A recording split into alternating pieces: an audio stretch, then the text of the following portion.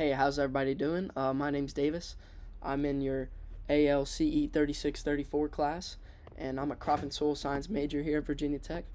And today I'm going to be talking about the importance of hydric soils for my first informational presentation. So, I'm sure we've all driven by a marsh or a swamp or a peat bog like I got in the bottom right corner, and we've all smelled the horrible smell, or we've known somebody with some waterfront property and they want to get rid of their marsh and maybe uh, get a little beach going on, get some sand dredged up from the channel or something like that.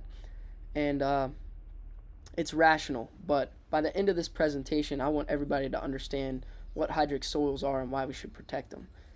So basically, what I'm going to explain to you guys is what are hydric soils. Then I'm going to talk about the ecological functions of hydric soils. Then I'm going to talk about why we should protect these hydric soils. Because humans, us as a whole, we could totally benefit from their protection. This can happen through sequestering of carbon or the denitrification processes and natural buffering that these soils provide. So what are hydric soils? Basically, short answer, they're wet dirt, but that's not good enough for us. They're basically soils from a wetland.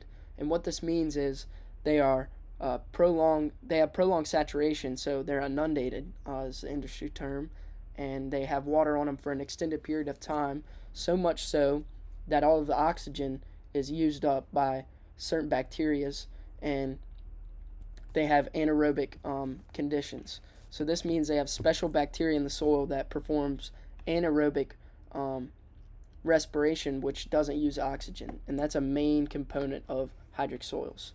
They have a loamy clay texture.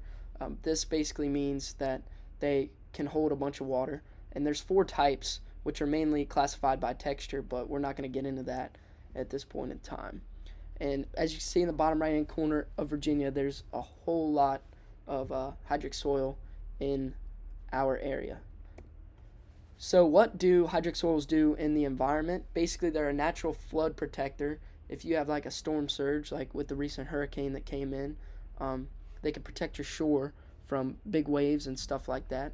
Also, they're natural filters. So if you have some farm runoff, like some ammonium that you sprayed on your crops, and some rain comes through, a large pulse will come and leach all that out of the soil.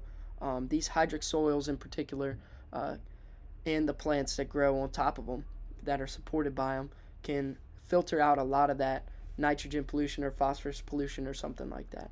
Also, they have denitrification capabilities, which are higher than most soils because, like I said, they have those special bacteria which perform anaerobic respiration, and also they take big nitrogen molecules and take them and put them into unusable into, which is in the atmosphere. Also, they sequester carbon. So what this means is they're slow-moving waters through marshland, as you'd imagine, and big organic particles will drop down out of the water because fast-moving water can hold a lot more particles suspended than slow-moving water. So they drop out into the soil, and then they slowly sink, and they don't get broken down because anaerobic respiration is much, much less efficient than aerobic. So they don't get broken down, they sink, and eventually they're trapped in the soil forever. Obviously, these soils sustain a particular food web, which is extremely unique, but that is the same for most soils. So why should we protect these soils? Like I said earlier, climate change is a big thing that's affecting us.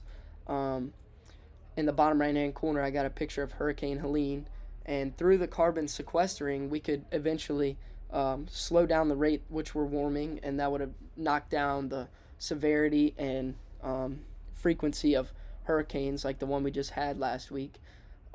One thing that hydric soils are great at is preventing eutrophication, which I talked about with the nitrogen filtration. Basically what happens is if too much nitrogen gets out in the open water, there will be a huge algae bloom. The algae dies, sinks, and then when it decomposes through aerobic respiration, all the oxygen is used up, and all the fish, which obviously need oxygen, and crabs and critters of the ocean or the river die because there's nothing to breathe. And that's detrimental to a lot of Virginia industries because there's, the Chesapeake Bay and all sorts of stuff that goes on there, which can't go on if there's too much nitrogen, which gets polluted into the water. And hydric soils are great at removing that. Also, you can imagine, like I said earlier, you could prevent a lot of flooding and a lot of wear and tear with hydric soils, particularly like mangrove forests, which you can imagine played a big part in making sure Florida didn't get absolutely sunk last week. And basically, that's why we should protect these soils, is to protect ourselves from natural disasters. Oh, right there, I got another little image of carbon sequestration. As you can imagine, the water moves slower over mangroves and tidal marshes, and carbon gets locked up and drops down into the soil eventually.